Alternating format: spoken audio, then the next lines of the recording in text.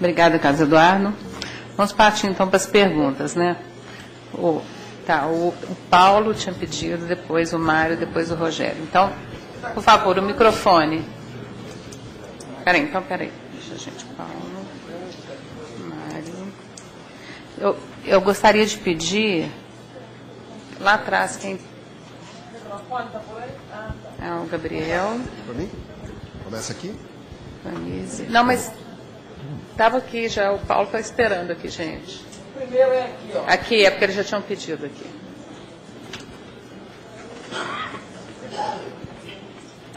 Gente, eu gostaria de pedir para a pessoa se identificar, a pergunta ser curta e falar para qual dos nossos convidados aqui a pergunta está dirigida. Você é para todos, tá? Pois não. Eu sou Paulo Ramos Derengoski, membro do Conselho Curador da Empresa Brasileira de Comunicações da TV Brasil.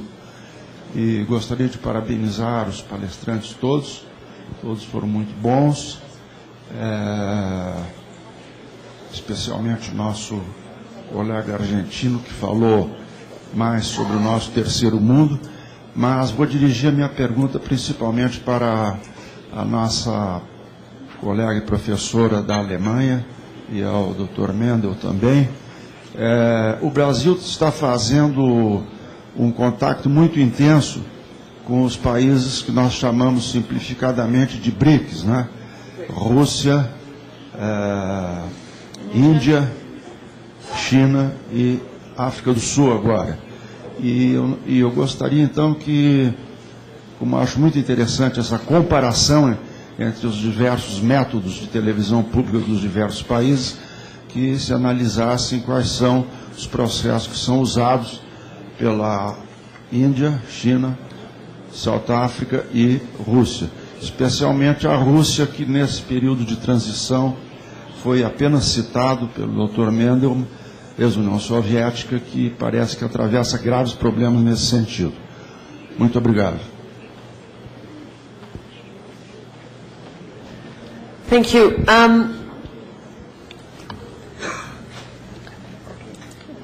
In the BRICS countries. Muito obrigado. Nos países BRIC, ou do bloco BRIC, se voltarmos ao que foi dito no começo, que estamos buscando sistemas radiodifusores públicos independentes e autônomos.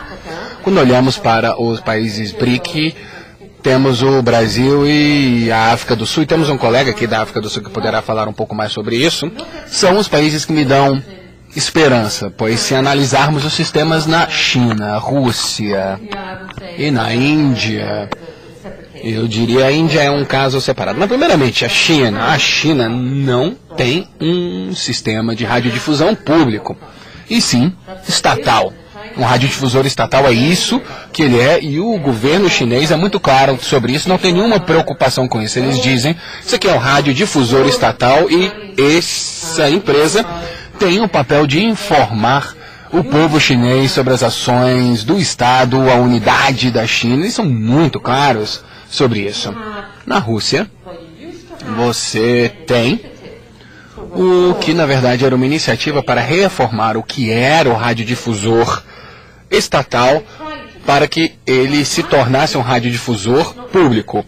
Tentaram fazer isso. Bom, pelo menos na minha opinião, eles não conseguiram fazer isso, e com certeza quando Putin assumiu a presidência da Rússia, tudo isso foi desacelerado, e qualquer liberdade que tinha sido dada, em especial independência editorial e jornalística, para esse radiodifusor público, isso foi retomado. E também os radiodifusores comerciais, os privados na Rússia da Putin, se você quiser sobreviver e fazer dinheiro, você não critica o governo. Ponto. É assim que funciona. E isso não é um sistema muito bom, na minha opinião. A Índia tem um caso bastante interessante, pois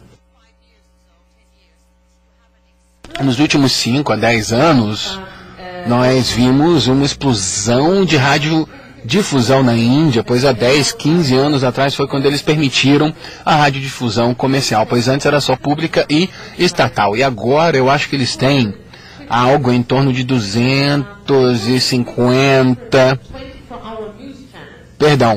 250 canais de noticiários 24 horas. Eles têm mais de 15 mil televisões comerciais na Índia, uma nova a cada dia. Então é muito difícil julgar. E o sistema estatal, que era assim o sistema anteriormente, mas agora ele está mudando para se tornar um sistema de radiodifusão pública, mas ele é mais estatal do que qualquer outra coisa e está sofrendo na Índia devido à alta concorrência de todos esses canais novos. O público é muito fragmentado entre as regiões, você sabe, né? A Índia também é um país grande, né? Eles têm estados diferentes como o Brasil e na Índia você tem 150 idiomas diferentes, então cada idioma tem também o seu próprio canal, os grandes grupos têm esses canais, então na verdade é bem fragmentado o mercado, não tem nada que una tudo isso. Então se eu estivesse procurando desses 5 países qual modelo que eu gosto, eu diria eu gosto do modelo brasileiro e sul-africano. Eu não tentaria imitar a China, a Rússia e a Índia.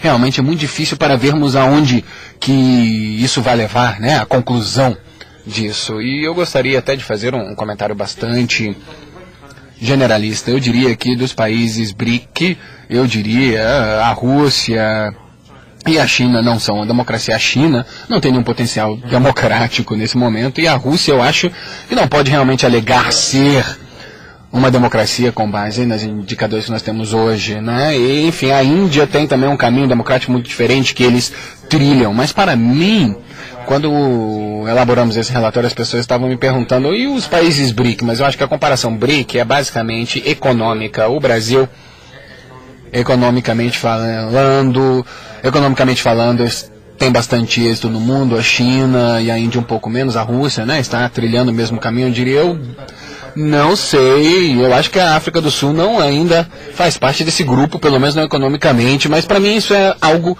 de aspectos econômicos, mas para mim cada um desses países trilhou caminhos diferentes para o crescimento econômico. Por exemplo, quando analisamos a China, a Rússia, são modelos completamente diferentes. E no Brasil, você está essencialmente, eu diria, trilhando um caminho democrático com respeito a direitos humanos. E eu acho que com a trajetória que os senhores estão trilhando hoje, eu acho que será o único modelo exitoso. Eu acho que o povo brasileiro insistem nisso, mas eu acho que para vocês realmente será um modelo completamente exitoso. Então, quando estamos falando de questões democráticas, eu não vou analisar os outros países do BRIC, pois eu não acho que podem ser comparados com vocês. Vocês podem falar sobre negociações, né, comércio exterior, contratos de comércio e como vocês vão ganhar dinheiro juntos, isso é possível, mas quando estamos falando de modelo de radiodifusão pública democrática, realmente não olhe para esses países. Realmente eu acho que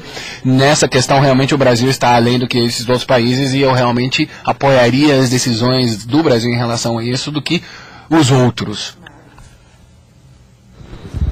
Bom dia.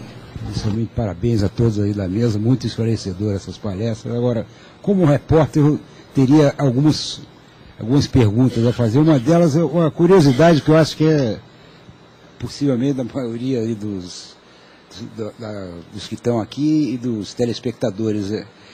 Em relação à crise atual, a Grécia, por exemplo, de que forma a mídia pública grega e lá na Europa tem feito cobertura sobre os fatos de lá, e no caso aqui na América Latina, na Argentina. E a segunda questão que eu colocaria, mais especificamente para o Toby, é se você acharia viável que para financiamento da mídia pública seria possível se determinar uma taxa do capital financeiro para a cobertura, para fortalecer a mídia pública. Se seria viável e se caso fosse viável, se você acha que é viável, se poderia se manter a margem de independência. E a terceira questão específica para o para o Sérgio, de que forma vocês argentinos conseguiram colocar vigente essa nova lei dos meios públicos, porque nós sabemos que as dificuldades nessa área aqui no Brasil se diz, inclusive, que é mais difícil reformar a legislação midiática do que a reforma agrária. Não sei se na Argentina é a mesma coisa. Né? Obrigado. Mário Augusto Jacob, do Conselho Curador. Certo. Por favor. Please.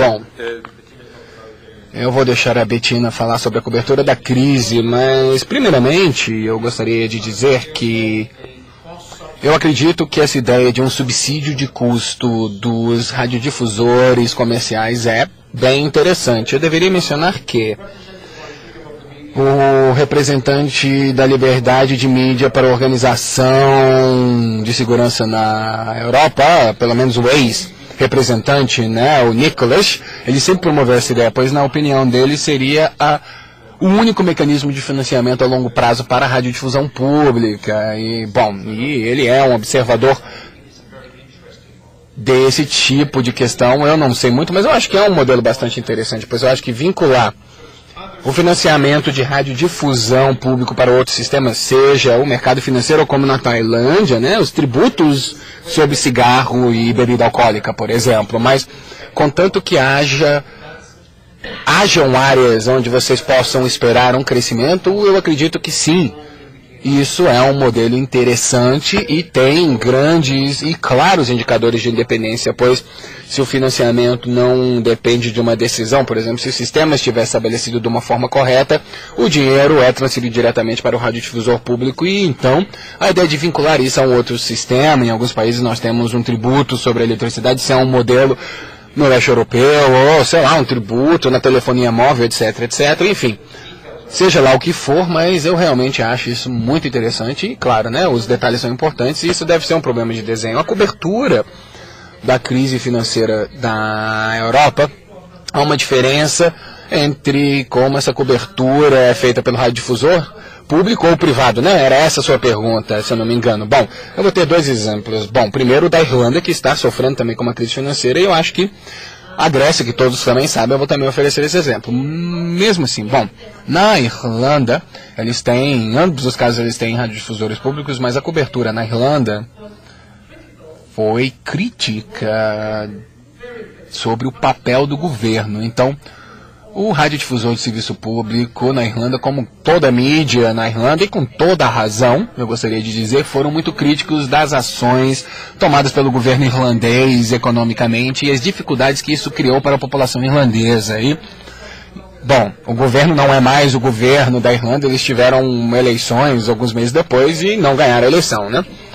Mas, bom, eu acho que isso foi algo que estava em todas as camadas midiáticas na Irlanda, que era a autocrítica da cobertura financeira que os próprios jornalistas deram, porque quando o governo estava promovendo aqueles empréstimos de, né, alto ganhos e estavam vivendo daquela bolha, muitos poucos jornalistas financeiros criticaram isso, então realmente não houve uma crítica sobre isso. E a Grécia, na verdade, é uma questão diferente, pois na Grécia, interessantemente, eles têm dois canais públicos, o 1 e o 2. Historicamente, o ERT1 e 2, perdão. Então você tinha o ERT, que era sempre o canal do partido que estava no poder, e o 2 para a oposição. Era assim que eles definem a radiodifusão pública, e fizeram isso por muito tempo. Não é mais assim, mas essa tradição ainda está presente na Grécia. Então se você assistir hoje o ERT1, né, o governo atual não gosta do que eles estão fazendo. Eles não estão lá falando, sim, né, vida longa ao FMI, queremos fazer esses cortes. Não, mas o ERT1 fala, bom, a gente terminou herdando esse problema e temos que fazer alguma coisa, estamos nesse problema. Enquanto o ERT2, que é da oposição, ele vai ter o maior número dos políticos comunistas falando, e eles falam, não, sai da OTAN, sai da Europa, eles estão matando a Grécia, ou seja, uma posição completamente diferente. Então, nesse sentido, a gente pode dizer que o radiodifusor público é plural, mas há uma tendência que é algo tradicional, que um canal apoia mais o governo e o outro, obviamente, é mais contra, né? Que é algo que ocorre na Grécia. Com relação ao que disseram os colegas, eu não vou responder somente quanto à Argentina, senão também quanto aos países da América Latina como um todo, já que a gente tende a fazer